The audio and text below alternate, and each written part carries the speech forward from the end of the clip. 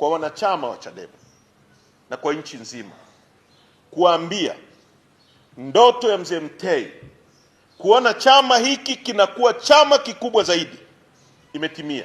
Hiki ndio chama kikuu cha nchi hii, sio chama kikuu cha upinzani, chama kikuu kwenye nchi hii. Kuendelea kuibana Chadema, kufikiri kwamba Chadema utaifungia mara itakufa ni kujidanganya.